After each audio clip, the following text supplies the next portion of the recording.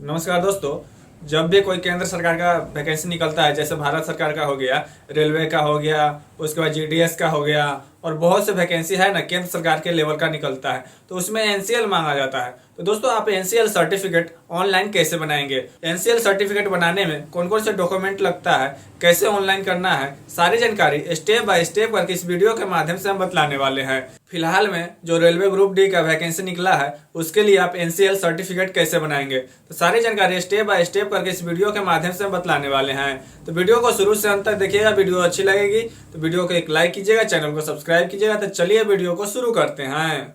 दोस्तों, सबसे पहले गूगल या क्रोम ब्राउजर में आ जाना है और यहाँ पे सर्च करना है आरटीपीएस बिहार।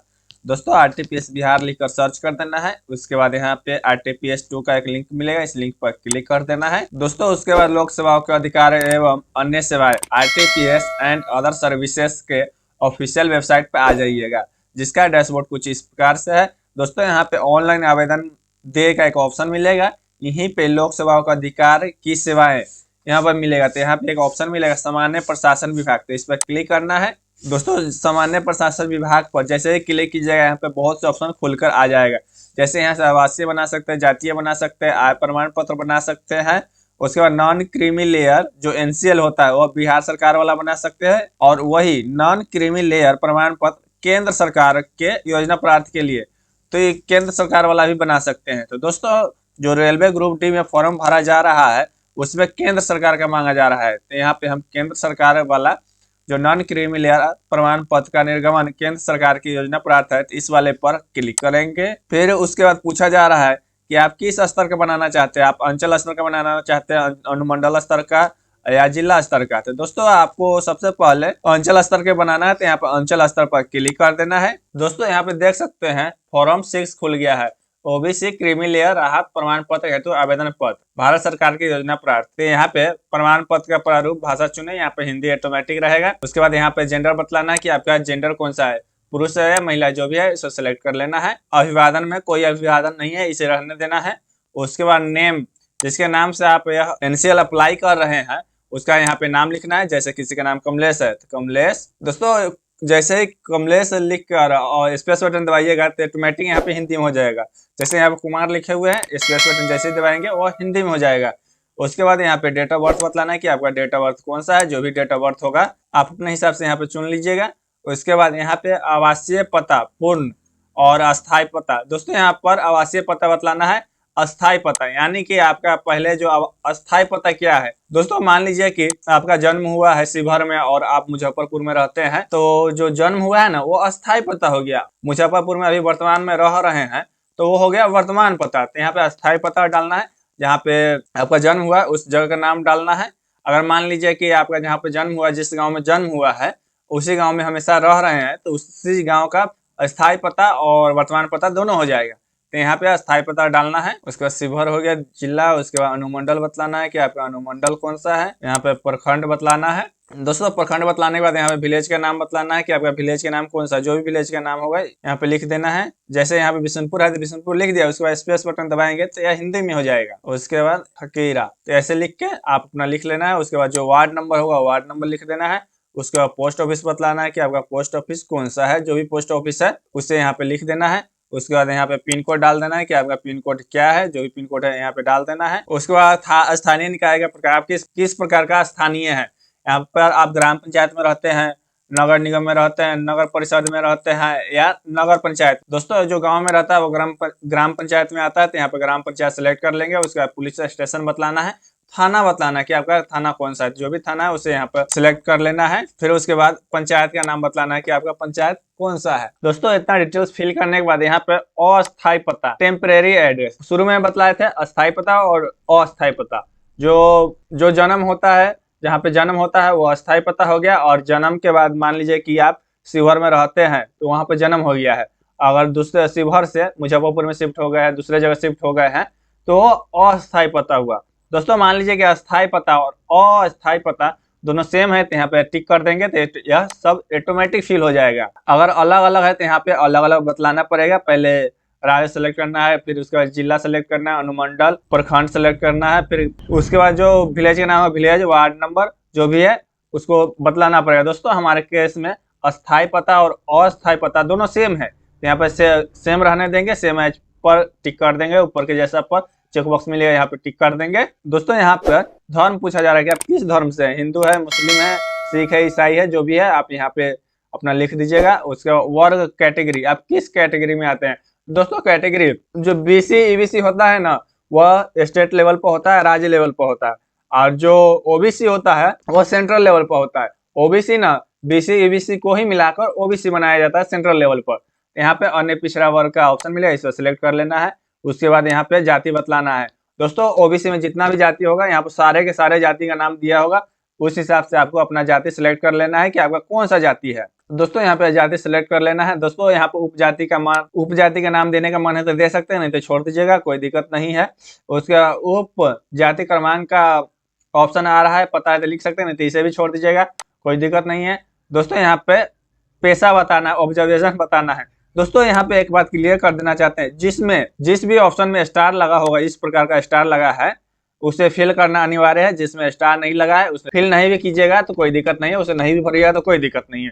यहाँ पर जैसे देख सकते हैं यहाँ पे स्टार नहीं लगा हुआ है, यहाँ पे स्टार लगा हुआ है। फिर उसके बाद ऑब्जर्वेशन बताना है कि आप पेशा बताना है कि आप क्या काम करते हैं। दोस्तों आप छात्र है तो छात्र चुन लेंगे, अगर अदर है तो अदर चुन लीजिएगा। दोस्तों केंद्र के हिसाब से जाति का क्रमांक आ जाएगा, यहाँ पर 53 है। उसके बाद यहाँ पे पिताजी का नाम लिख देना है, जो पिताजी का नाम होगा यहाँ पे इंग्लिश में लिखिएगा, इधर हिंदी में हो जाएगा। उसके बाद पिताजी की जाति बतलाना है।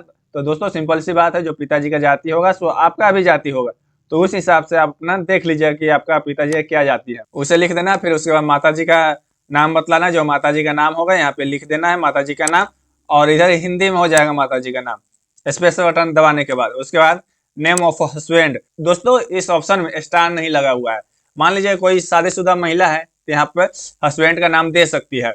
अगर मान लीजिए कोई पुरुष अपना इनिशियल बना रहा है तो उस स्थिति में वह ये वाला ऑप्शन छोड़ सकता है। दोस्तों यहाँ पे ईमेल आईडी देने का मन है तो दे सकते हैं, ईमेल आईडी दे दीजिएगा तो सही रहेगा, ताकि इनिशियल जैसे ही बनेगा वो आपके ईमेल पर आ जाएगा। उसके बाद आवेदक का फोटो यहाँ पे लगाना है। चलिए फोटो लगा लेते हैं अपना। दोस्तों यहाँ पे आवेदक का मोबाइल संख्या देना है, मोबाइल संख्या देना अनिवार्य है, ताकि इसे ओटीपी वेरिफिकेशन किया जाएगा। दोस्तों मोबाइल नंबर डालने के बाद कहीं भी क्लिक कीजिएगा तो आपके मोबाइल पर ओटीपी चला जाएगा, उस ओटीपी को यहाँ पे डाल देना है। दोस्तों ओटीपी डालने के बाद वैलिडेट का ऑप्शन मिलेगा, इस पर क्लिक कर देना है, तो यहाँ पे आपका ओटीपी वेरीफाई हो जाएगा। यहाँ पे ओके के ऑप्शन पर क्लिक कर देना है। दोस्तों इसे आप फिल करना चाहते हैं यहाँ फिल कर सकते हैं, इसमें स्टार नहीं लगा है, इसे नहीं भी फिल कीजिएगा, इसे नहीं भी भरिएगा तो कोई दिक्कत नहीं है। दोस्तों यहाँ पे आ जाना है, वार्षिक आय बतलाना है कि आपका सालाना कितना आय है। दोस्तों एनसीएल बनाने के लिए आपको आय प्रमाण पत्र लगता है, जातीय लगता है और आवासीय प्रमाण पत्र लगता है, जिसे निवास प्रमाण पत्र बोलते हैं। तो आप अपने आय प्रमाण पत्र यानी कि इनकम सर्टिफिकेट पर देख लीजिएगा कि कितना का आय बना हुआ है, उस हिसाब से यहाँ पे फिल कीजिएगा, यहाँ पे भरिएगा। तो यहाँ पे हमारे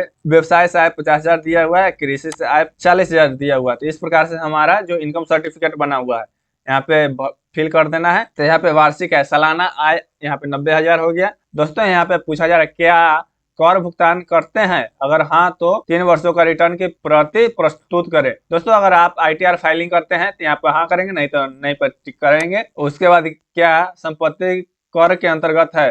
दोस्तों यहाँ पे आईटीआर फाइलिंग करते हैं तो यहाँ पे बतला सकते हैं हाँ नहीं तो ना। तो यहाँ पे हम दोनों में से कोई फाइलिंग नहीं करते, आईटीआर दोनों में से कोई नहीं फाइलिंग करते हैं, तो यहाँ पर नहीं पर टिक कर देंगे। उसके बाद स्क्रॉल करके नीचे आना है। दोस्तों एनसीएल बनाने के लिए यहाँ पे कुछ डॉक्यूमेंट लगता है, जैसे शपथ पत्र लगता है, फॉर्म, उसके बाद रेसिडेंस सर्टिफिकेट लगता है यानी कि निवास प्रमाण पत्र, उसके बाद जाति प्रमाण पत्र, उसके बाद आय प्रमाण पत्र।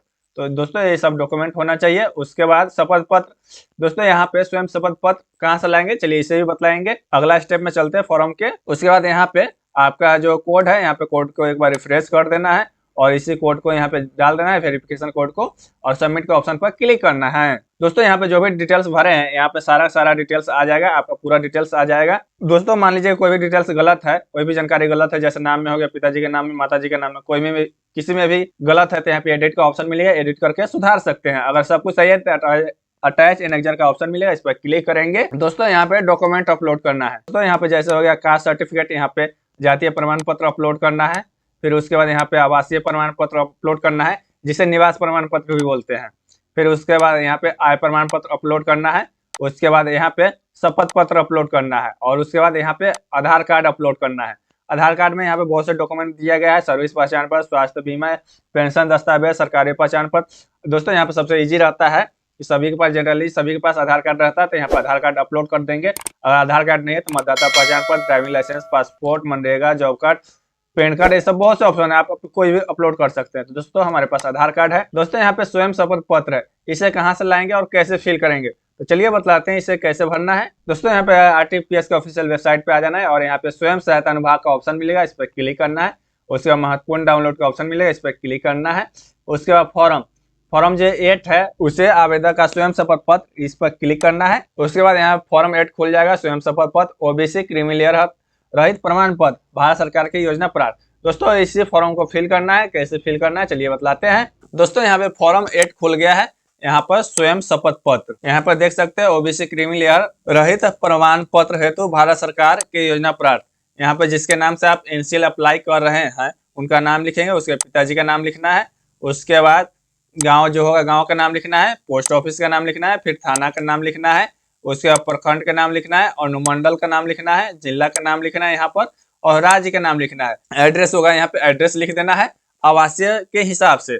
उसके बाद यहाँ पे लिखना है कि मैं 10 जाति से संबंध रखता हूँ, तो यहाँ पे जो भी जाति होगा उनका यहाँ पे जाति का नाम लिख देना है, जो भी जाति है। मान लीजिए तेली है तो तेली जाति से संबंध रखता हूँ, यहाँ पे तेली लिख दीजिएगा। उसके बाद मेरे माता पिता के वेतन से वार्षिक है, वेतन से मिलता है तो ठीक है, नहीं तो इसे छोड़ दीजिएगा। उसके बाद 5 नंबर में आ जाना है, मेरे माता पिता की अन्य स्रोत से बिजनेस प्रोफेशन सहित कुल वार्षिक आय रुपए डैश शब्दों में है।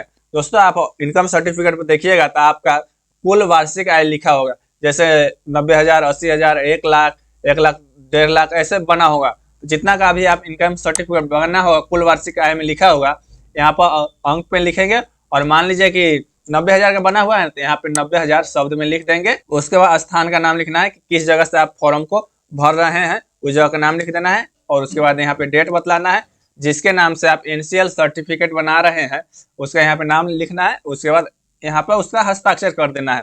तो इस शपथ पत्र को भर के अपलोड करना है। दोस्तों यहाँ पे जाति प्रमाण पत्र अपलोड कर देना है।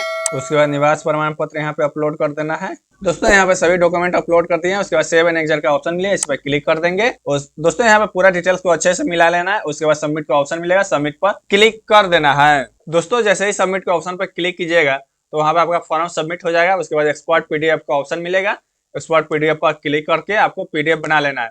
दोस्तों आपको इस प्रकार से रिसिप्ट मिल जाएगा। यहाँ पे ओबीसी क्रीमी लेयर रहित प्रमाण पत्र निर्गम राजस्व अधिकारी, यहाँ पे आपका जो आवेदन संख्या होगा यहाँ पे आवेदन संख्या दिया होगा। उसके बाद नाम होगा, उसके बाद पिताजी का जो नाम होगा वो रहेगा। उसके बाद मोबाइल नंबर, सारा डिटेल्स रहेगा। किस डेट को यह सर्टिफिकेट बनकर तैयार हो जाएगा यहाँ पे दिया होगा। तो दोस्तों आप भी इस प्रकार से ओबीसी एनसीएल सर्टिफिकेट बना सकते हैं। तो दोस्तों आज हमने बतलाया कि आप OBC NCL certificate central level वाला कैसे बनाएंगे। दोस्तों वीडियो अच्छी लगी तो वीडियो को लाइक कीजिएगा, चैनल को सब्सक्राइब कीजिएगा। मिलते हैं एक और नेक्स्ट वीडियो में, जब तक जय हिंद जय भारत।